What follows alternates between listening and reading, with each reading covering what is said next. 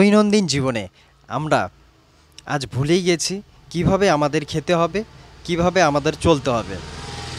তো হচ্ছে এই খাওয়ার যদি নিয়মগুলো আপনি মেনে চলেন তাহলে আপনার শরীর সুস্থ থাকবে এবং নিরোগী থাকবেন। প্রথম নাম্বার হচ্ছে ক্ষুধা না পাওয়া পর্যন্ত আমাদের আহার করা ঠিক নয়, কারণ অপরিপাক খাদ্যবস্তু দেহের মধ্যে থাকলে এবং পাচক রোগ সৃষ্টি না হলে রোগ আমাদের শরীরে আসবে।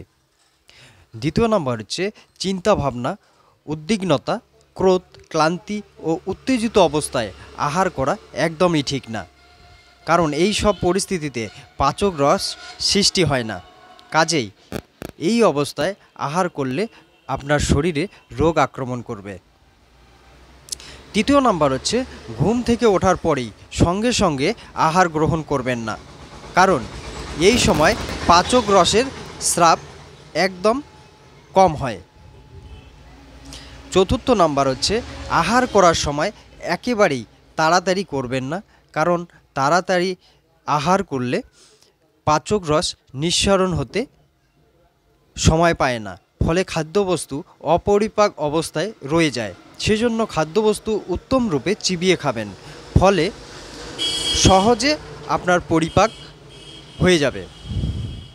5 নম্বর হচ্ছে উত্তেজক দ্রব্য, উত্তেজক খাদ্য যেমন চা, কফি, মদ, মাদক জাতীয় দ্রব্য, ধূমপান সেবনের ফলে ক্ষুধা কম হয়ে যায়।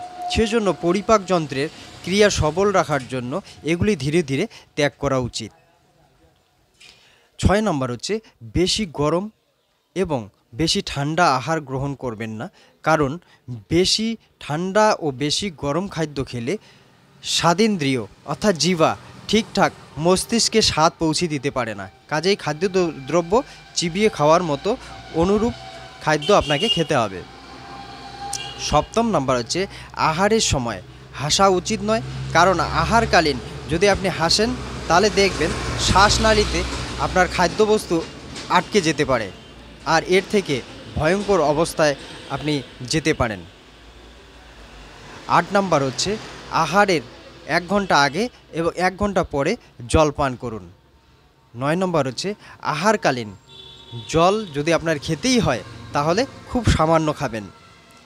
এই যে 9টা নিয়ম আমি আপনাদেরকে বললাম, এই 9টা নিয়ম যদি কোনো ব্যক্তি যদি সঠিকভাবে পরিপূর্ণভাবে মেনে চলতে পারে, এগুলো আমার কথা না, এটা হচ্ছে আপনি হচ্ছে আয়ুর্বেদিক আমি তাৎপর্য অনুসারে বলছি, এগুলো যদি সঠিকভাবে কেউ নিয়ম মাফিক চলে তাহলে আপনাদের শরীরে রোগ একদমই আসতে পারবে না। আপনি রোগ থেকে অনেক দূরে থাকবেন এবং শরীর সুস্থ এবং মানসিক দিক দিয়ে আপনি স্বাবলম্বী হবেন। তো অন্ততপক্ষে এই যে দৈনন্দিন জীবনে আমরা যা কিছু করছি, খাওয়ার সময়টাকে একটা টাইম নিয়ে আপনারা খাবেন, যে আমি এই খাওয়ার সময় 30 মিনিট দিলাম আমার শরীরের জন্য, সেটা ইনভেস্ট করেন। এই ইনভেস্টটা যদি আপনি করতে না পারেন, খাওয়া যদি আপনি 2, 4, 5 মিনিটের মধ্যে খেয়ে ফেলেন, ধীরে ধীরে আপনার শরীরে রোগের বাসা তৈরি হয়ে যাবে। তো আপনারা এভাবেই খান এবং ভালো থাকুন, সুস্থ থাকুন। আর আমার যদি ভিডিও ভালো লাগে লাইক, কমেন্ট, শেয়ার, সাবস্ক্রাইব করে আমার পাশে থাকবেন। আর আজকে এখানে রাখছি, আবারও দেখাবে নেক্সট ভিডিওয়ে।